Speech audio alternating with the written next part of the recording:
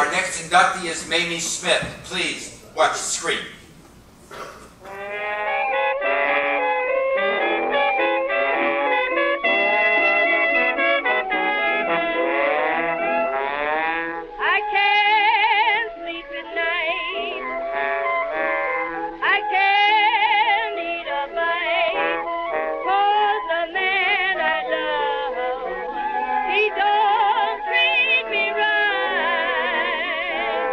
Mamie Smith was the first true queen of the blues, known for her extravagant stage shows, lavish wardrobe and lifestyle, as well as for the success of her music, which included Crazy Blues, Dangerous Blues, Lonesome Mama, and You Can't Keep a Good Man Down. Smith helped pioneer what came to be known as the race record market for African American buyers and was a groundbreaking performer whose training in the theater and vaudeville prepared her to set the standard for other divas to follow. In later years, Smith got into movie acting, appearing in Sunday Sinners, Paradise in Harlem, and Murder on Lenox Avenue.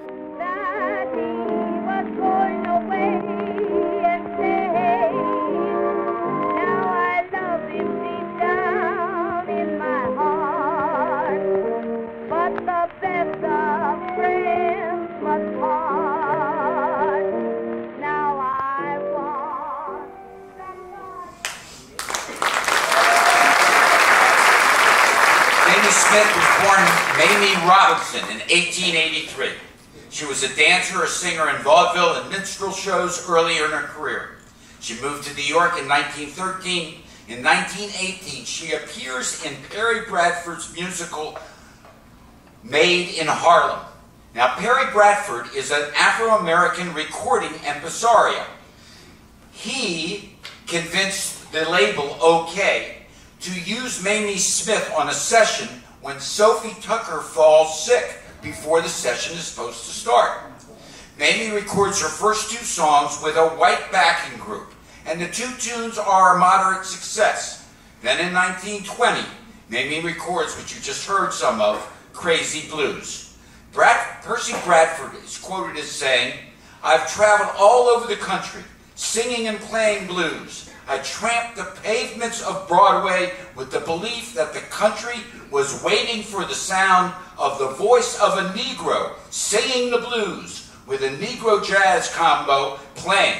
For our folks had a story to tell, and it could only be told in vocal, not instrumental recordings."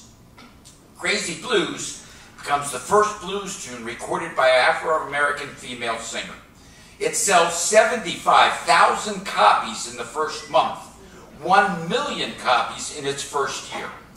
The popularity of Mamie Smith and that song opens the door for recordings for other black artists that had never had the opportunity to record before. It also shows that there's a whole new audience to be reached and to make money off of, which of course is the African American audience. In 1920, how this song changed the whole industry. Here's some statistics. 1920, OK is the only label with a black blues singer. 1921, R2, Emerson, Path, Perfect, Black Swan, and Columbia all had black blues singers recorded. By 1923, Paramount, Victor, Ajax, and Vakillian all had other black blues singers. In 1920, there was one blues record released. In 1921, about 50. By 1925, 250. By 1927, 500 songs.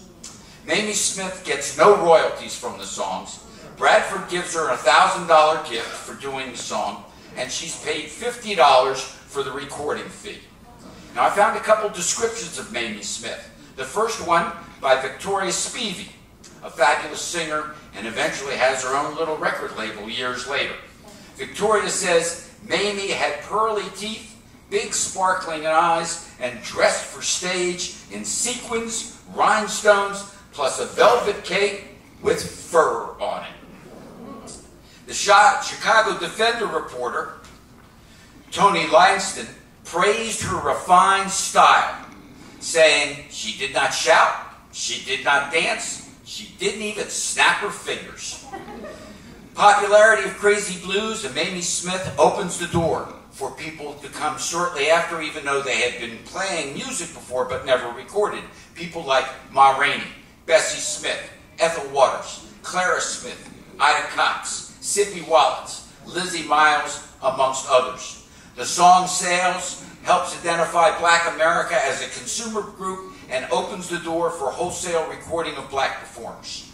Mamie goes on to record successfully with OK through much of the 1920s. She lives a lavish lifestyle, fancy cars, multiple houses, expensive furnishings. In 1929, she appears in the film Jailhouse Blues. By 1931, she retires from singing, but returns to films in 1939 in Paradise in Harlem.